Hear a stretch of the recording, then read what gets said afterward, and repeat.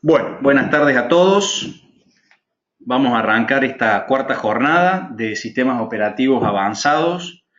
Vamos a ver hoy, nos vamos a adentrar en otro sistema operativo. Hemos venido viendo cuestiones genéricas y nos hemos adentrado en algún momento a sistema operativo Windows. Vimos un poco el shell de Windows. Hoy la idea es ver, meternos un poco más en el shell de lo que es el GNU Linux. Vamos a hablar un poquito de eso. Eh, hay mucho para ver, digamos, justamente de Linux. Es muy largo. Me costó bastante poder identificar los mejores contenidos, digamos, en su momento para poder brindárselos hoy. Espero justamente llegar a cubrir esas expectativas de los comandos que consideramos avanzados, por lo menos en los trabajos que nosotros hacemos en los laboratorios y basándonos un poco en lo que vemos en nuestra materia también, en sistemas operativos aquí en la universidad. Y bueno, digamos, intentando también de no meterme tanto en lo que estuvieron viendo el día martes, viernes, con Leonardo, que gran parte de ustedes están haciendo los dos cursos. Entonces, para no pisarnos y justamente hacer siempre valores agregados, independiente de que parte de la información que han visto el día viernes probablemente la veamos un poquito hoy, no demasiado, porque yo me voy a adentrar más a lo que es el shell, y lo que vieron los otros días tenía más que ver con la administración de un sistema operativo en redes, y que no es el caso de lo que nosotros estamos viendo, ya que vemos sistema operativo avanzado, sea o no para el área de redes informáticas. En una primera instancia, como para empezar a hablar, yo no sabría si ustedes dan prácticas en Linux en sus instituciones, si ustedes hacen que los estudiantes manipulen este sistema operativo. Así que, de algún modo, bueno, empezar un poquito con una pequeña introducción antes de empezar con las diapositivas en sí, porque voy a alargar directamente con el shell. Pero bueno, para al menos presentar lo que es el Linux en sí como un sistema operativo, ¿no? Lo primero que vamos a plantear justamente es que Linux es un sistema operativo que está totalmente basado en lo que es Unix. El kernel fue desarrollado por Linus Torvalds en el año 91, no estamos hablando de tantos años atrás, a pesar de que en lo que es informática un año es mucho. Pero bueno, de alguna forma en el año 91 Linus Torvalds logra armar este primer kernel, el cual lo desarrolló y lo pudo publicar y lo pudo distribuir. Eso permitió que se distribuyera muy rápido, fundamentalmente en las áreas más académicas. Linux lo que tiene como gran ventaja justamente es esto de poderse adaptar a distintas tecnologías, la flexibilidad que tiene, la estabilidad, es uno de los grandes fuertes, por eso es muy utilizado en servidores. No llega a ser tal vez no tiene el populismo que tuvo Windows, creo que en eso mucha culpa tiene el hecho de que cada vez que ponemos a alguien por primera vez frente a una máquina, la ponemos con las ventanitas de Windows y no con las ventanitas de un Linux, por ejemplo. Entonces, obviamente que si desde el principio esta persona empieza a aprender Windows, después se dificulta el moverse a otro sistema operativo, lo cual no quiere decir que es imposible, pero todo cambio cuesta más, cuando ya, o sea, más que cambio es el desaprender algo para aprender por ahí otras cosas, a pesar de que hay mucha similitud en las interfaces y en los shells. Y bueno, la verdad que en algún momento se hablaba de cuál sería el futuro de Linux y estamos viendo que el futuro es brillante, ¿no? Que cada vez hay más empresas, que cada vez hay más personas que tienen este sistema operativo y se empieza a incorporar también al momento de la venta, ¿no? Esto tiene que ver también con cuestiones del tipo de licencia que maneja el caso del sistema operativo de Linux, ¿sí? Que no hay costos. En sí, una de las grandes ventajas que tiene Linux es cuando se fusiona con GNU. GNU justamente lo inicia muchos años anteriores Richard Stallman, ¿sí? Richard Stallman, y Richard Stallman le da las propiedades de lo que es justamente el software libre, ¿no? Software libre, donde lo que hay que entender es que la palabra libre no hace referencia a gratis, no hace referencia a gratis, sino que hace referencia a ciertas libertades. Una consulta, ¿me están recibiendo bien por las dudas? Pues están sumándose algunos más. Buenas tardes a los que se están sumando, pero ¿me están recibiendo bien? Como para corroborar porque estoy hablando, no quiero estar hablando solo por las dudas. Bárbaro, perfecto, sí. Bien, bien, bárbaro, muchas gracias por la respuesta.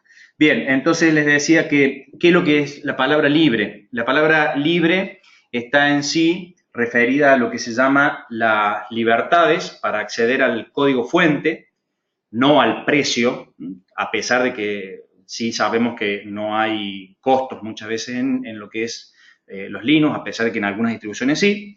Y se puede o no pagar por el software de tipo GNU.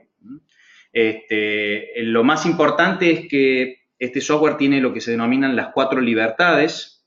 Esas 4 libertades que son específicas para el uso, que dice que tenemos la libertad de justamente ejecutar el programa que se desee, la libertad de copiar al programa y de poderlo reproducir, la libertad de cambiar el programa como uno quiera, mediante el acceso completo al código, que esa es una de las principales ventajas, y la libertad de poder distribuirlo con una versión mejorada, ¿no? con modificaciones.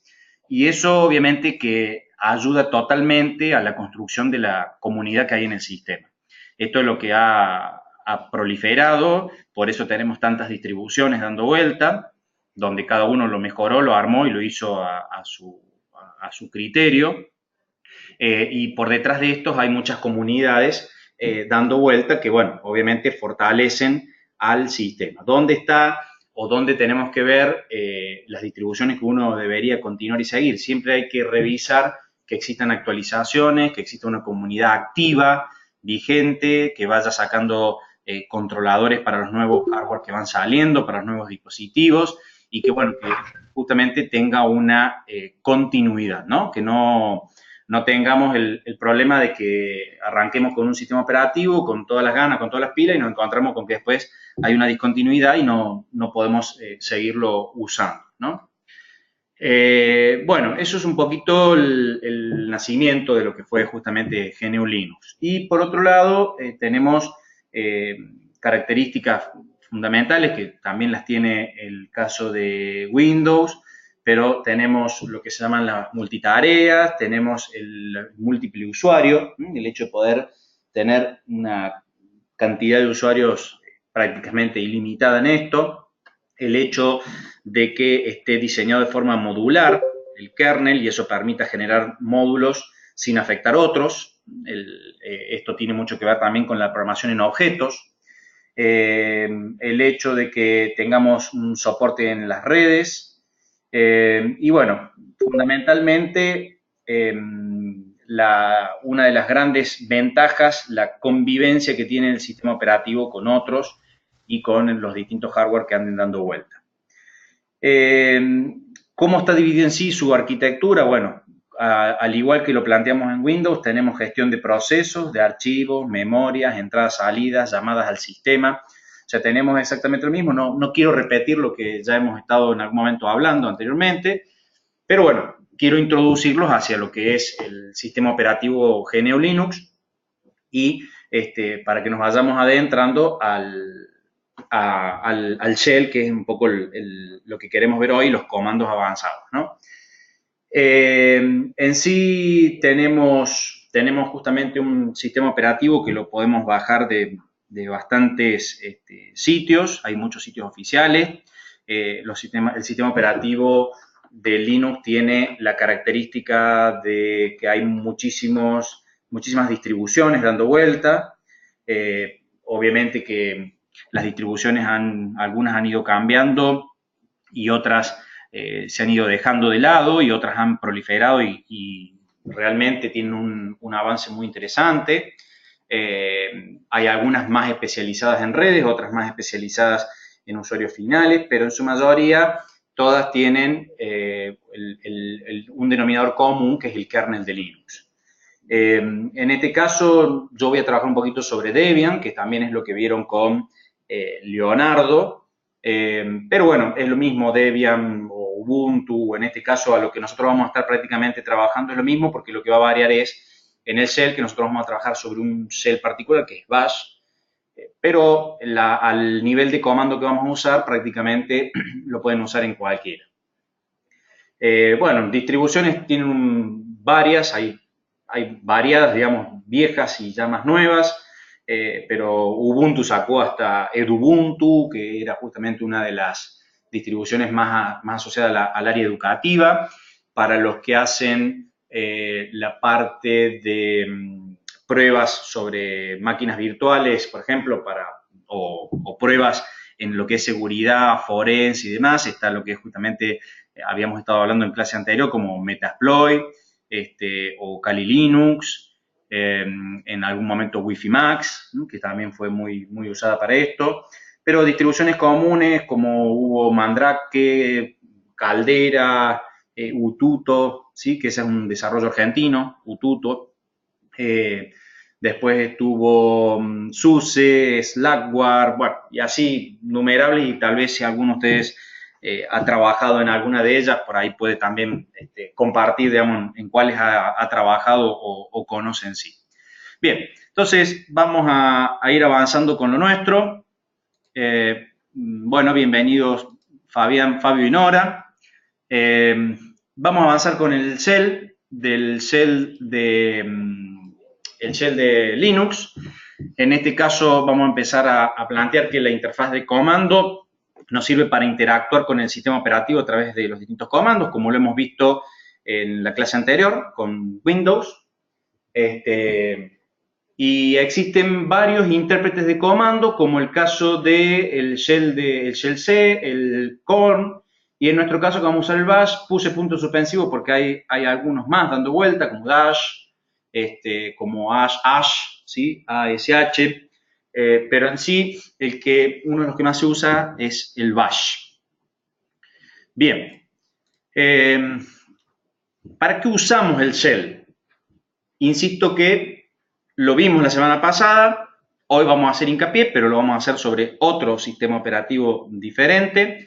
En este caso, el intérprete de comandos nos va a servir justamente para ejecutar los comandos desde el intérprete. Recuerden que el objetivo justamente del intérprete era ocultarnos las abstracciones que tenemos del otro lado a nivel del hardware y a nivel de lo que hace el sistema operativo.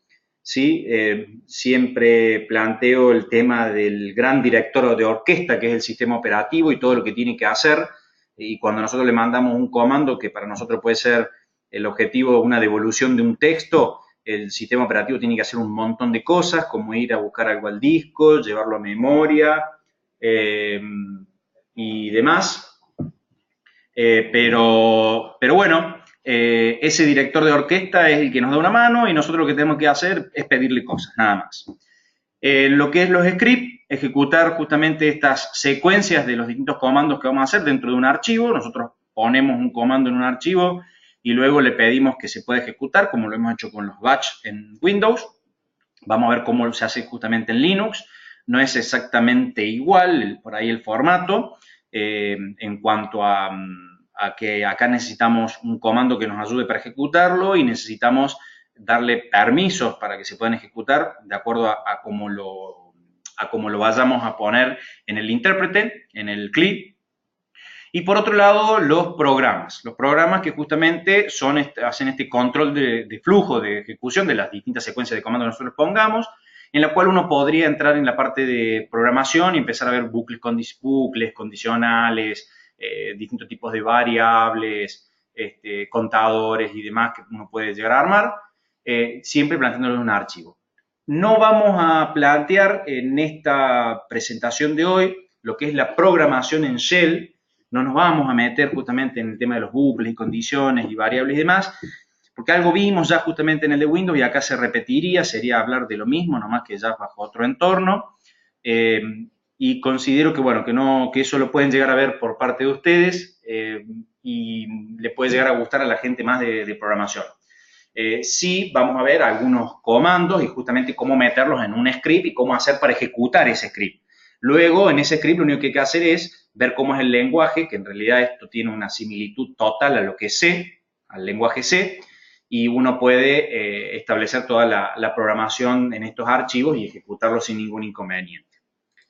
Bien, una cosita a tener en cuenta es cuando uno tiene un programa es algo pasivo, cuando uno lo ejecuta al programa, no sé si recuerdan que lo vimos en nuestra segunda clase, no, perdón, en nuestra primera clase, que fueron cuestiones conceptuales, cuando uno ejecuta este programa se convierte o se disparan procesos y esos procesos son justamente los que son activos y los que generan todo el disparo a la creación de la pila y las variables que vamos a necesitar, el manejo de memoria y demás.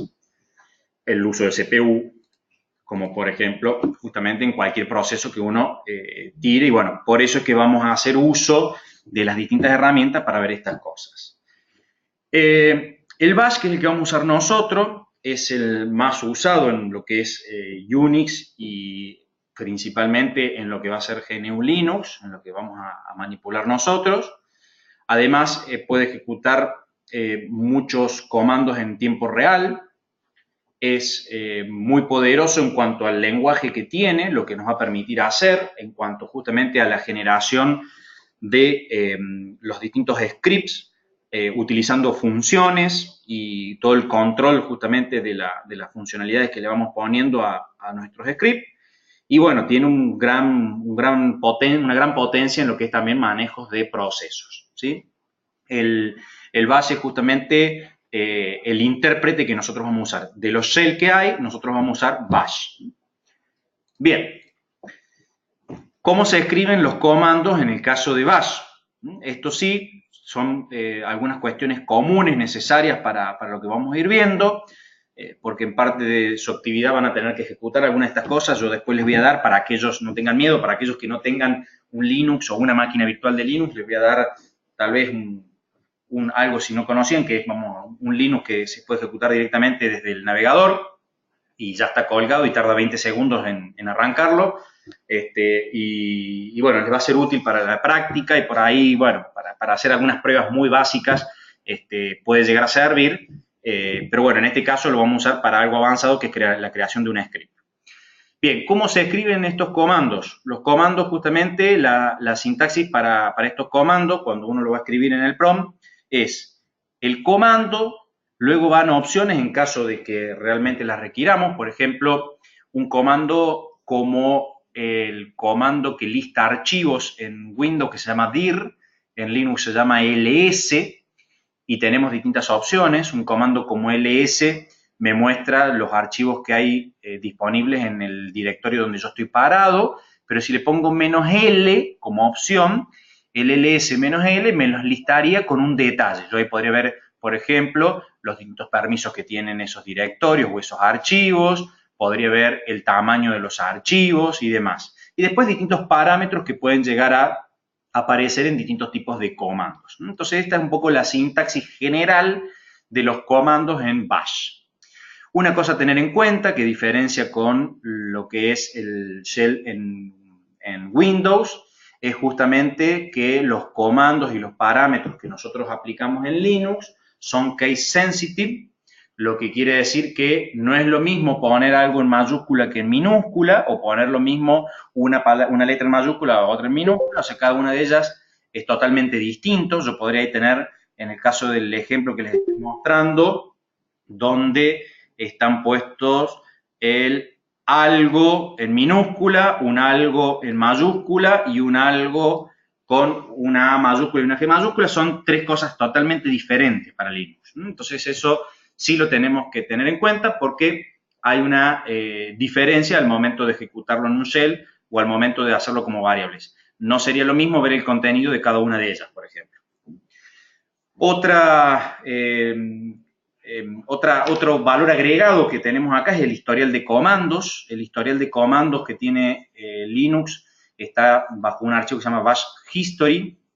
Lo que tiene es un historial de todos los comandos que se han estado ejecutando para poder ver cualquiera de esos comandos que nosotros hayamos ejecutado anteriormente. Lo único que tenemos que hacer es ayudarnos con las flechitas, con las teclas, ¿no? Las teclas del teclado, flecha arriba, flecha abajo. Si nosotros nos movemos, ya sea para arriba o para abajo, vamos a poder ir navegando por los distintos comandos que se han ido ejecutando, y eso beneficia justamente a no tener que volver a escribir un comando, estarlo recordando. O sea, esa es la gran ventaja de la flechita. Obviamente que eso también lo tenemos en Windows, tal vez no lo usamos, pero bueno, acá en Linux, cuando uno empieza a trabajar, realmente va mucho al shell, porque hay un potencial muy grande que nos ofrece para las distintas herramientas que vamos necesitando y las prácticas que vamos llevando a cabo. Completado justamente de línea es otra de las grandes ventajas. Esto Windows creo que lo empieza a aplicar desde XP, si mal no recuerdo. En el caso de Linux siempre lo tuvimos y simplemente con recordar un par de letras del comando, si yo presiono la tecla Tab y el único comando que tenemos empieza con esas letras, se va a completar solo. Eso evita los errores de sintaxis, es algo importante para los desarrolladores. Y la otra es que si el comando comienza con un par de letras y tenemos muchos comandos que empiecen con ese par de letras, presionando 2 veces la tecla Tab nos va a mostrar justamente todos los comandos que empiezan con las letras ingresadas. Esa es una ventaja también que nos ofrece este shell. Las comillas permiten hacer cosas muy interesantes. No son los mismos las distintas comillas, las inversas, las simples o las dobles. Cada una de ellas tiene una diferencia, digamos, en lo que se puede ir haciendo cuando las ingresamos. Por ejemplo, las comillas invertidas, para los que manejen algo del shell de Linux, es lo mismo que que poner una variable, por ejemplo, en el símbolo pesos y entre paréntesis lo que ponemos. Sí, Leonardo, me paro en la pregunta que pusiste, que es si en todos los Linux podemos usar el completar. Efectivamente, todos los Linux tienen este completar, la posibilidad que vos le presiones Tab. El mismo Android lo tiene también si lo accedes desde el shell, y vas a poder completar estos comandos. Ya insisto que Windows también lo tiene y lo van a poder realizar. Obviamente que te van a aparecer los comandos que vos tienes permiso. No tenemos permisos si somos un usuario común, tal vez no tenemos permisos sobre todos los comandos, entonces te van a aparecer solamente los que vos tenés permisos, digamos, para ejecutarlos. Y si sos root, bueno, lo más seguro que te aparezcan absolutamente todos. O sea, te van a aparecer todos porque tenés permiso sobre todos los comandos. Bien, las comillas justamente inversas indican al shell que va a tener que reemplazar lo que está encerrado entre ellas con su resultado. Por ejemplo, si yo ingreso un comando por una variable y le pongo a la variable el comando que quiero que se ejecute, esto lo que va a hacer es reemplazar las comillas simple e inversa, van a reemplazar el contenido de la variable y van a poder ejecutar el comando que tenía la variable.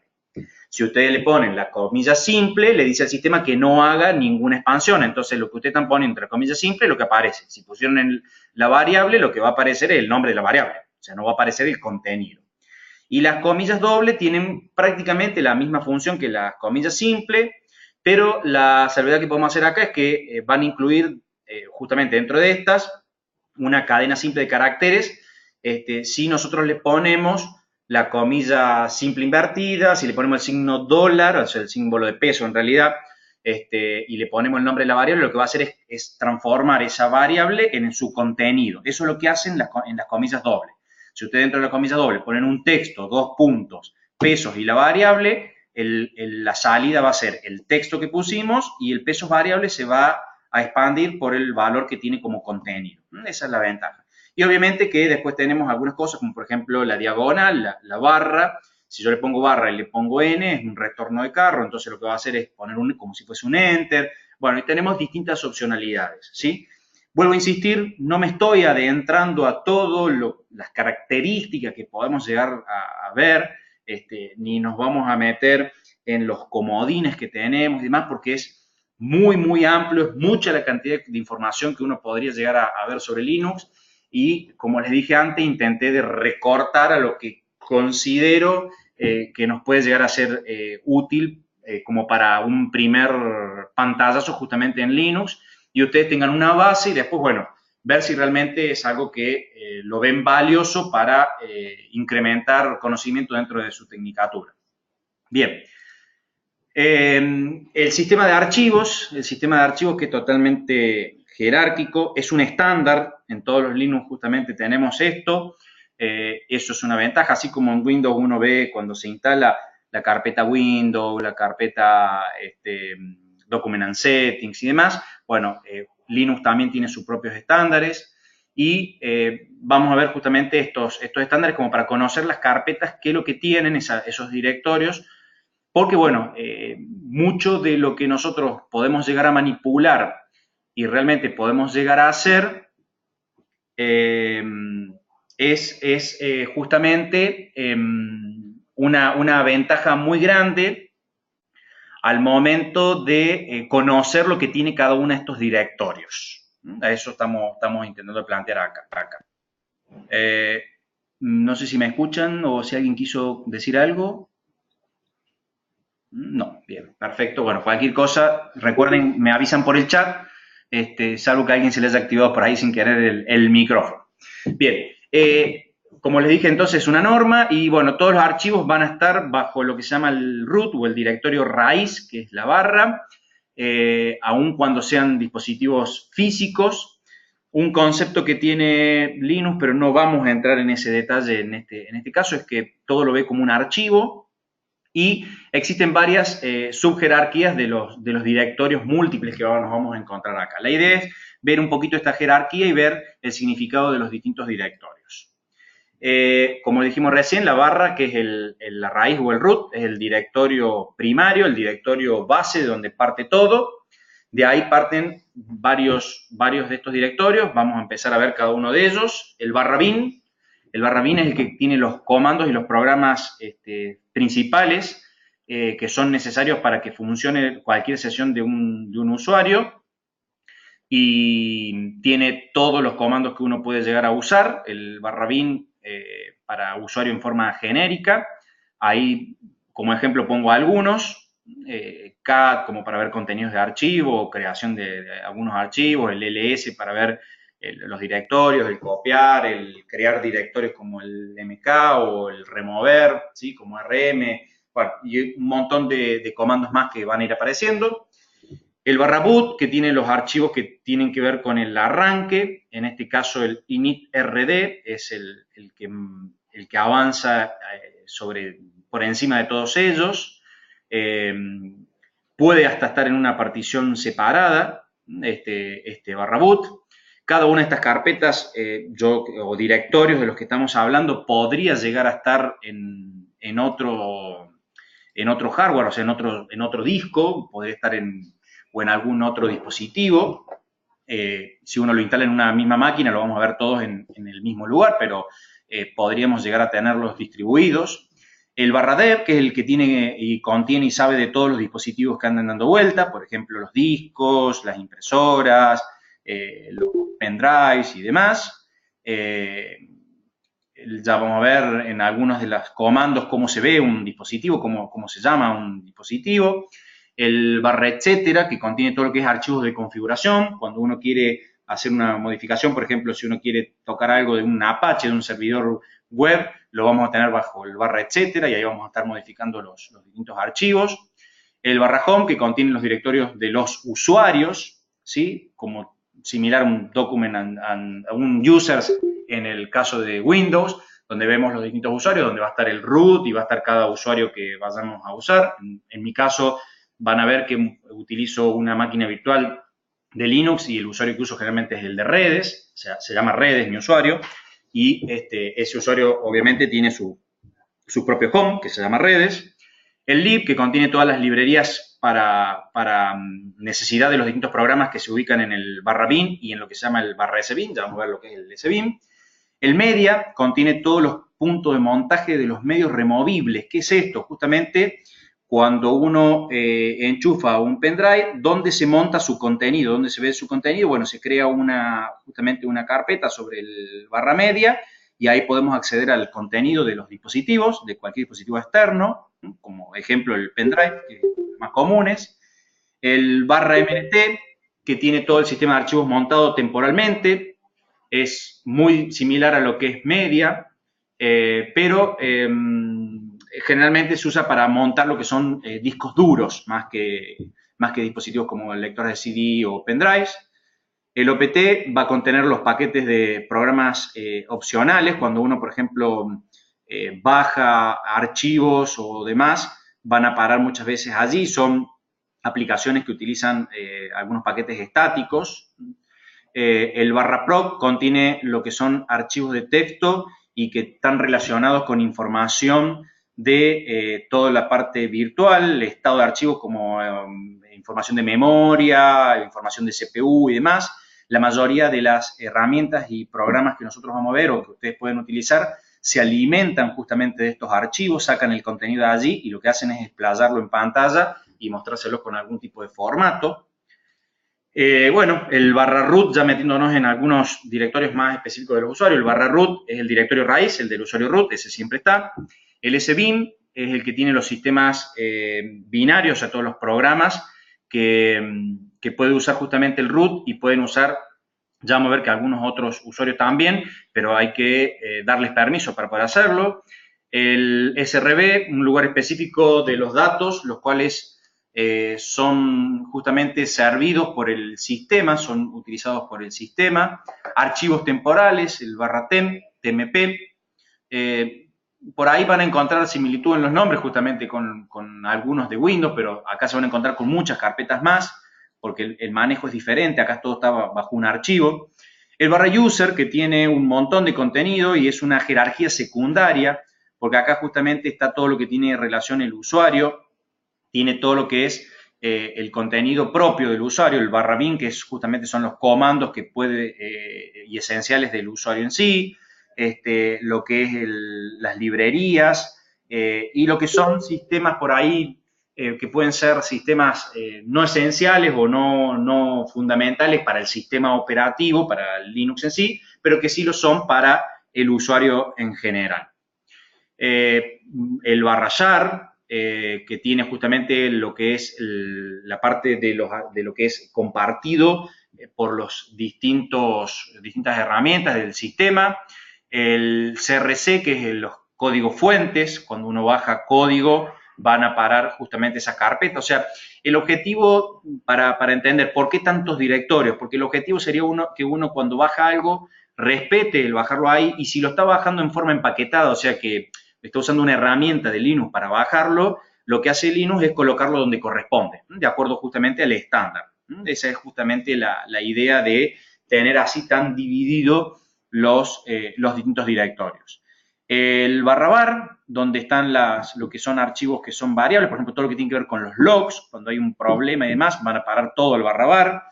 Ahí vamos a poder ver si hay alguna dificultad o algún problema. Podemos ver en los distintos logs de los archivos, de acuerdo a las herramientas, de acuerdo a las aplicaciones que tengamos, informaciones de caché, de lo que son archivos que estén bloqueados y demás. El barra bar mail, donde vamos a tener lo que tiene que ver con el contenido de los correos, si estamos usando mensajes. Tiene su propio sistema para enviar justamente correos Linux sin la necesidad de tener que estar usando POP y SMTP. Digamos, acá podemos intercambiar mensajes entre los usuarios y podemos ver los distintos mensajes. Hay un comando justamente mail que permite hacer esto.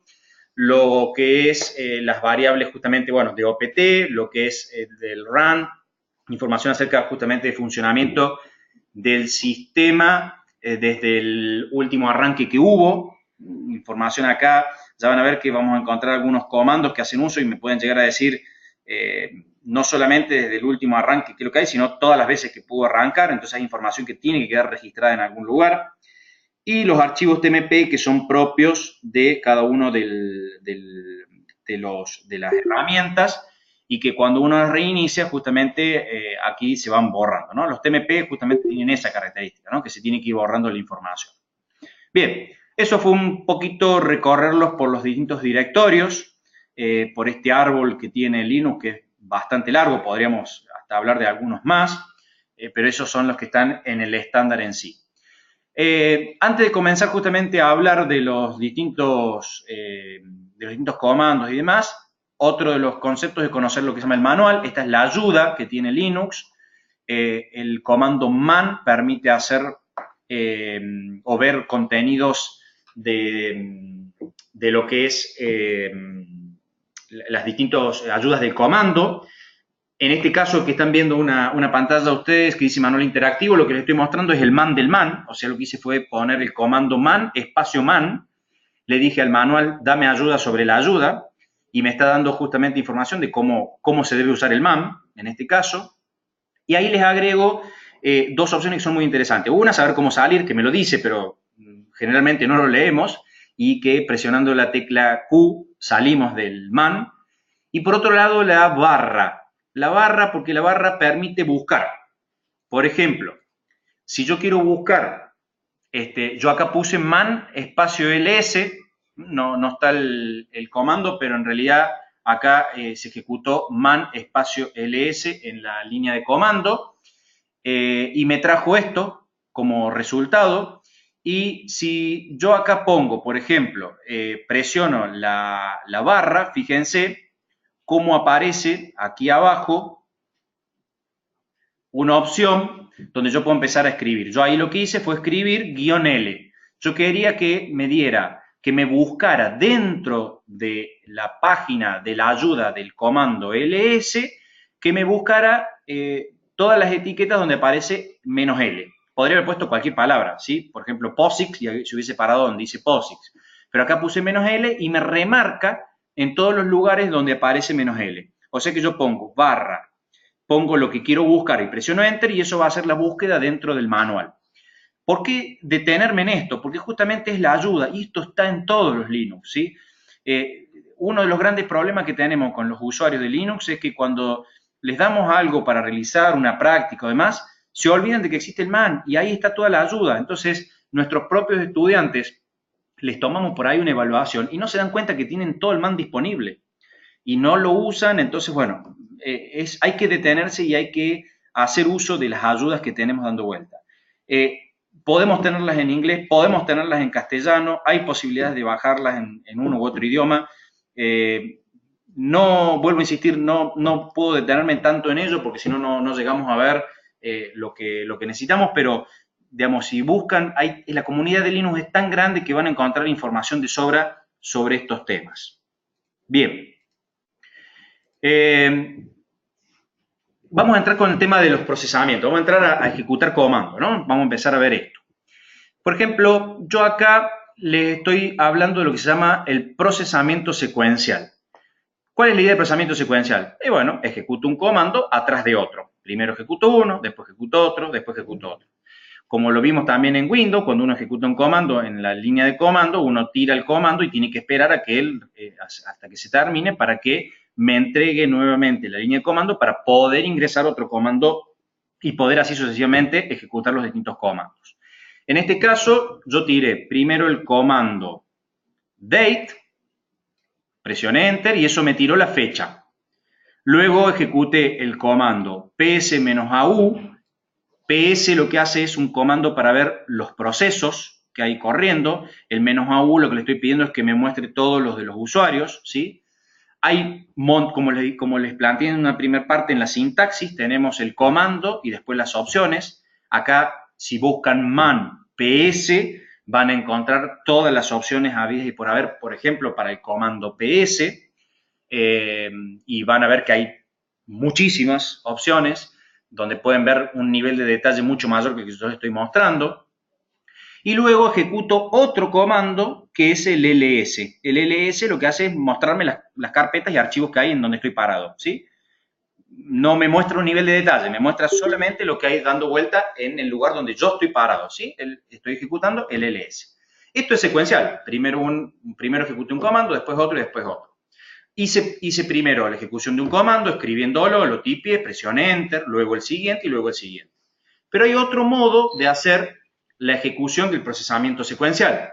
Y es la siguiente. Linux me permite ejecutar, si yo ya sé todos los comandos que quiero ejecutar, puedo ejecutar uno tras otro directamente poniendo puntos y comas. Acá estoy haciendo lo mismo, donde estoy diciendo, primero ejecuto el comando date, punto coma, ps-au, punto y coma ls, y eso es lo mismo que hice antes. La única diferencia es que lo hice en forma secuencial, pero ejecutándolo e ingresando los comandos una sola vez. Pero no deja de ser un procesamiento secuencial. Se ejecuta uno, termina, se ejecuta el siguiente, termina y se ejecuta el siguiente. Ese es el procesamiento secuencial. La otra alternativa que tenemos es un procesamiento no secuencial. Acá lo que estamos intentando es que el procesamiento se dé de una forma paralela, donde todos los procesos se ejecuten al mismo tiempo. De este modo, lo que estoy haciendo es tirando 3 comandos y pidiéndole que me lo ejecute al mismo tiempo los 3. A medida que cada uno termine, va a ir saliendo, se va a ir dando la salida. Yo acá tiré el date, un ps-au y un ls. En este caso, me tira. Primero me dice, che, hay 2 procesos, ¿sí? Que se están por ejecutar, obviamente que se tiraron, que son, seguramente son el ls y el ps-au, porque el date es simplemente tirar la fecha en el momento, entonces me tira uno, después me tira el otro, después me tira el tercero. No, fíjense que no se ejecutaron o no se mostraron en el orden que yo los puse. No se, primero se dio la fecha, pero después se dio el ls, que es todo el listado. El listado de archivos es este que está aquí, ¿sí? Y luego se dio el ps. O sea que hubo un proceso que llevó más tiempo que el otro, pero los 3 se ejecutaron al mismo tiempo. Ahí tenemos una gran diferencia con a plantearlo de forma secuencial a no secuencial. Ejecutamos los 3 comandos al mismo tiempo. Bien, procesos secuenciales, procesamientos no secuenciales. Cuando nosotros ejecutamos procesos, tenemos la posibilidad de ejecutar procesos en lo que se denominan foreground y background. Procesos en primer plano y procesos en segundo plano. Nuestros equipos están permanentemente trabajando en ambos planos, ¿sí? En el plano principal y en el plano secundario. Nosotros podemos en cualquier momento traer algo que se esté ejecutando en background, o sea, en un plano secundario, traerlo para que esté en plano primario y que lo podamos ver, por ejemplo, en el shell. O viceversa, algo que tenemos en primer plano, poder, por ejemplo, detenerlo y reanudarlo, pero en segundo plano, que arranque nuevamente en segundo plano. Veamos un poquito a qué estamos hablando. Por ejemplo, si yo tiro un comando que es sleep 20.000, el sleep es un comando que lo único que va a hacer es decirle, bueno, manténete dormido por 20.000 segundos. Y va contando 1, 2, 3, sucesivamente hasta llegar a los 20.000. Cuando llegue a los 20.000, lo que va a hacer ese comando es devolverme la línea de comando en este caso. En este caso, ¿qué hice? Ejecuté el comando y le puse, fíjense, control Z. Lo paré, el comando. Control Z significa eso, ¿sí? Presioné la tecla control, no la solté y luego presioné la tecla Z. ¿Eso qué hace? Eso detiene el proceso. Lo para el proceso. No se sigue ejecutando el proceso. Luego lo que hago es decirle, con un comando que se llama bg, que imaginan ese comando, lo que hace es venir de background, el bg, background, y lo que dice es, che, arráncame el proceso que está detenido, pero no en foreground, sino en background. O sea, no me lo pongas en el shell, sino que ejecútalo por detrás, cosa que yo pueda seguir ejecutando comandos. Eso es lo que estamos planteando acá. Entonces, el bg lo que hace es ejecutar el comando, o reanudar, perdón, el comando anterior, pero en segundo plano. Luego, una vez que yo lo reanudé, o sea que el sleep sigue corriendo, el temporizador sigue corriendo, pero ya en segundo plano, yo puedo incorporar otros comandos, y en este caso incorporo un comando que se llama jobs. El comando jobs lo que hace es mostrarme todas las tareas que se estén ejecutando, ¿sí? En segundo plano, o que estén detenidos. En este caso me está mostrando que hay una tarea ejecutándose en segundo plano. Este ampersand me está diciendo que está en segundo plano. O sea que lo que yo acá estoy viendo es que tengo un trabajo ejecutándose en segundo plano.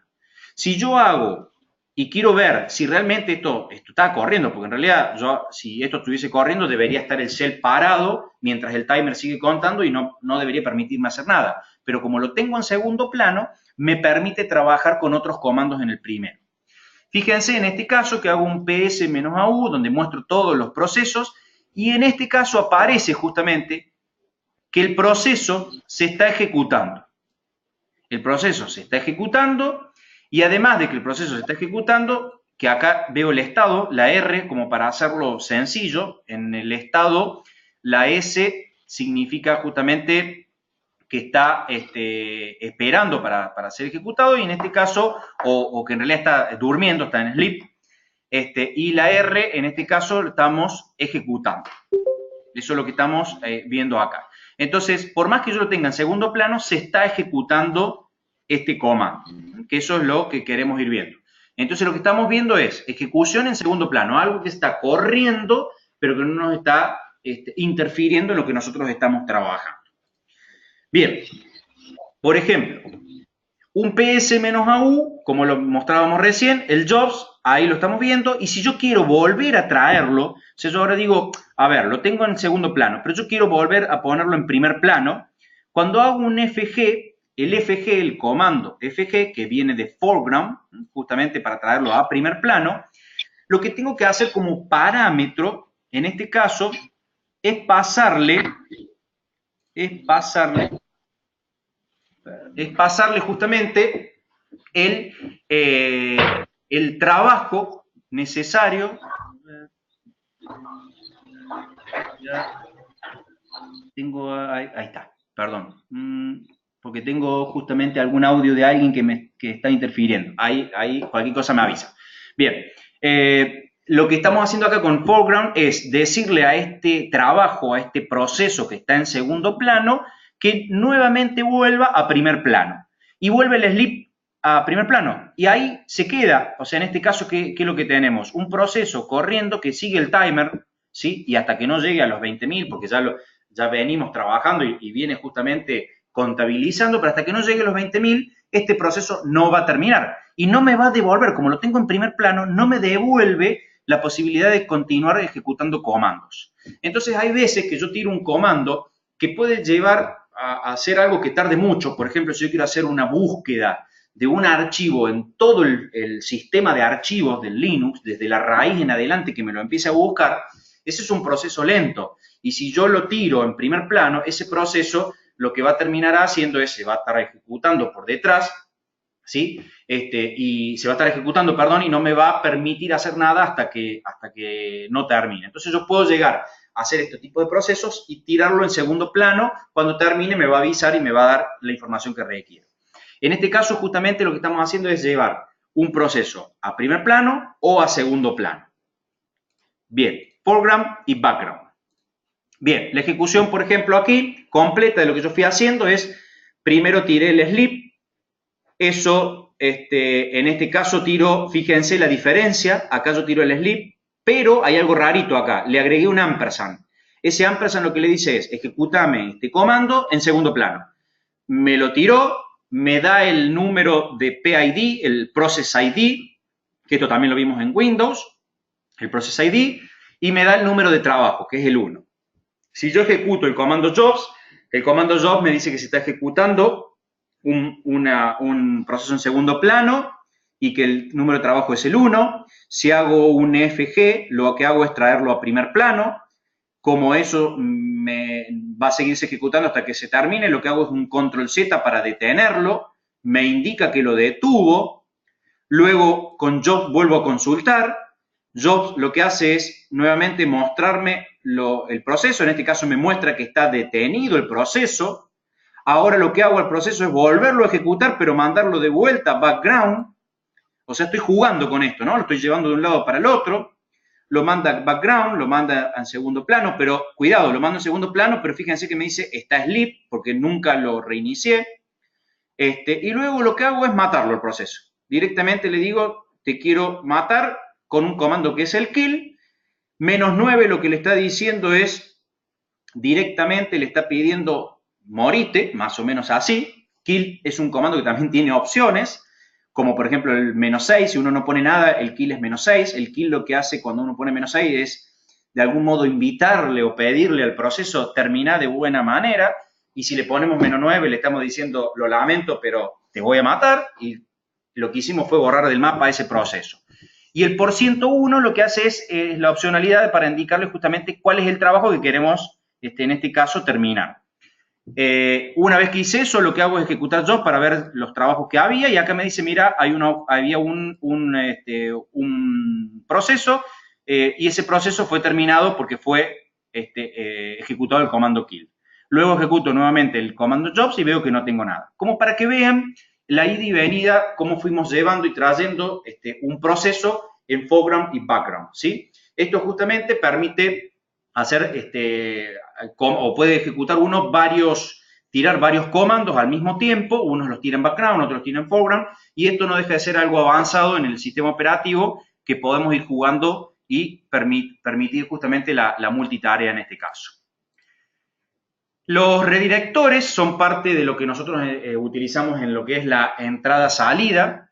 Cuando ejecutamos un comando y queremos hacer que el contenido vaya a parar un archivo, para eso utilizamos el símbolo mayor y el símbolo doble mayor, ¿sí? Y el símbolo doble mayor. El mayor justamente lo que hace es escribir la salida, o manda lo que es la salida. La salida estándar es lo siguiente: cuando uno ejecuta un comando, por definición y por estándar va a parar a la pantalla, generalmente a la TTI. Si uno lo que hace es indicarle que vaya a parar a otro lado, uno puede indicarle con el mayor que vaya a parar a un archivo, que el contenido de la salida vaya a parar a un archivo. El mayor lo que hace es crear ese archivo justamente y poner el contenido adentro. El mayor lo que hace es añadir. Si ya tenemos un archivo que existe y tiene un contenido, lo que va a hacer es añadir al último el nuevo contenido. Ahora, el mayor, en caso de que el archivo al que yo le quiero añadir no exista, lo que va a hacer es crear el archivo y va a guardar el contenido. O sea que, si no existe, funciona igual que el mayor en este caso. Bien, esto lo hago porque lo voy a necesitar para, justamente para un ejemplo. Para un ejemplo y para comandos que vamos a ir viendo posteriormente. Perdón. Por ejemplo, en este caso yo sigo con el mismo comando, el ps-au. Este ps lo que hace es mostrarme los distintos procesos, y lo que hago es, en vez de decirle, como el primer caso, al ps que me lo saque por la salida estándar, que es por pantalla, le digo que me lo mande a un archivo que se llame psau.txt. Entonces fíjense que yo lo ejecuto y no me muestra nada por pantalla. Pero después, con el comando cat, que me permite ver el contenido, por ejemplo, de un archivo, comando cat, espacio y el nombre del archivo, yo puedo ver lo que tiene adentro ese archivo.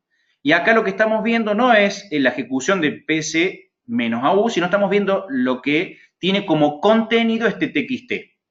Al haber ejecutado este redirector lo mando todo al archivo psau.txt, y ahí tengo el contenido de esta ejecución. Uno podría, por ejemplo, hacer un ls y ver todos los archivos que tiene y mandarlos a un txt para poder hacerse, por ejemplo, un listado de los archivos que tienen en un directorio. Por ejemplo, se bajaron todos los prácticos de los alumnos a un directorio y, bueno, hacen un ls, lo redirigen a un archivo y ya tienen el contenido de todos los archivos de sus estudiantes. Bien, este es el redirector. Otro de los conceptos son las tuberías, que también lo vimos en Windows, que es el pipeline, que permite justamente tomar la salida de un comando y mandárselo al siguiente comando, ¿sí? O sea, es entrada del siguiente comando. Este concepto lo hemos visto anteriormente, por eso lo podemos ir pasando por ahí. En este caso, hago como ejemplo, donde lo que hago es ejecutar el ps-au primero, fíjense, en este caso, y les estoy mostrando todos los procesos de los usuarios, en este caso de root y de redes. Y luego lo que hago es decirle el ps-au, y lo que indico acá es, che, a la salida, mándasela un comando que se llama grep. El comando grep lo que hace es filtrar el contenido de un archivo, o digamos, lo que hace es la búsqueda, y filtra de acuerdo a esa búsqueda.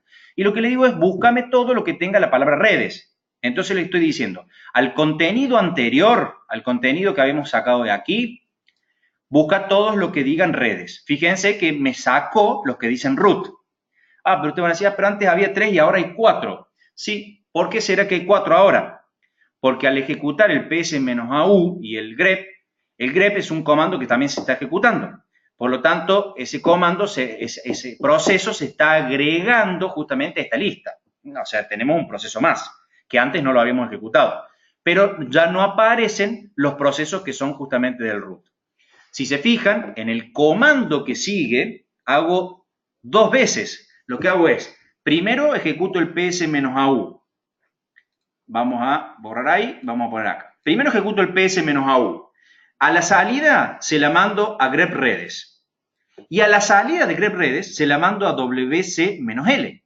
¿Qué hace wc-l? Wc lo que hace es contabilizar la cantidad, y en el caso del "-l le estoy diciendo contabilizarme la cantidad de líneas. WC se puede usar para contabilizar palabras, letras, líneas, y tiene otras opciones más. En este caso, le estoy diciendo contabilizarme la cantidad de líneas. ¿Pero cómo?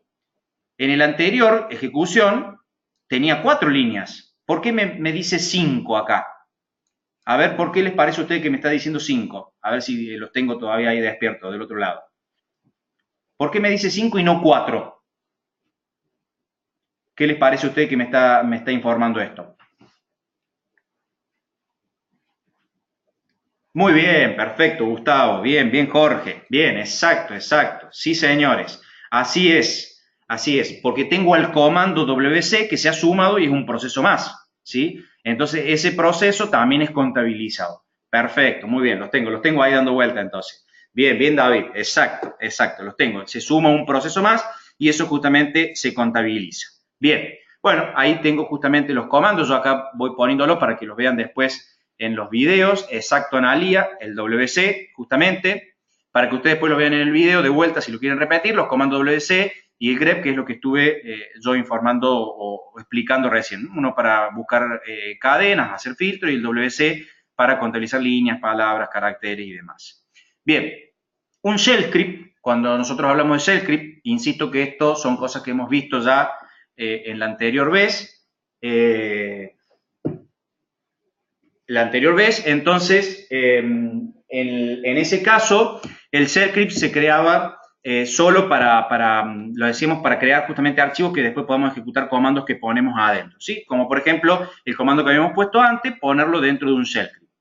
Creación de un shell script es muy sencillo. Por ejemplo, lo hacemos en este caso, yo lo estoy haciendo con un echo. Un echo lo que hace es mostrar por pantalla, en este caso por la salida estándar, el contenido que yo pongo entre comillas, ¿sí? O sea que acá entre comillas estoy poniendo date, punto suspensivo, me mostraría eso por pantalla. Lo que hago es, a ese contenido, mandarlo a un archivo. A ese archivo le llamo ejecutar.sh. ¿Por qué le pongo sh? Simplemente para que nosotros sepamos que eso va a ser un shell, no porque tenga que tener esa extensión. Fíjense que después hago un cat y en el cat podemos ver el contenido de este archivo. Y ahí vemos el contenido, que era lo que le habíamos puesto anteriormente. Si yo intento ejecutarlo a ese archivo, directamente pongo ejecutar.sh, ¿qué es lo que me dice? No se encontró la orden, porque en realidad Bash no entiende qué es lo que es ejecutar.sh, no sabe qué es lo que es. Ahora, si utilizo el comando sh, el comando sh es el comando shell, que le dice lo que sigue después es un shell script. Entonces, utilizando ese comando, lo que estoy haciendo es ejecutando las líneas esas. En este caso me ejecutó el date, el ps-au y el ls. De esa forma pude ejecutar este shell script. O sea que poniendo el sh adelante pude hacer esta ejecución. ¿Sí? Bien. Espero que hasta acá más o menos me vengan siguiendo los comandos que he usado, y voy a hacer una pausa acá de unos 5 minutitos. Voy a pausar en esta parte de los permisos antes de la red de permiso de ejecución, que es una de las partes que me interesa. Recuerden que era para hacer el corte del video, para hacer un segundo archivo. Y posterior a esto, si les parece, que vamos a tomarnos unos 3 minutos, ya son las 5 y 2, más o menos a las 5 y 5 estoy volviendo.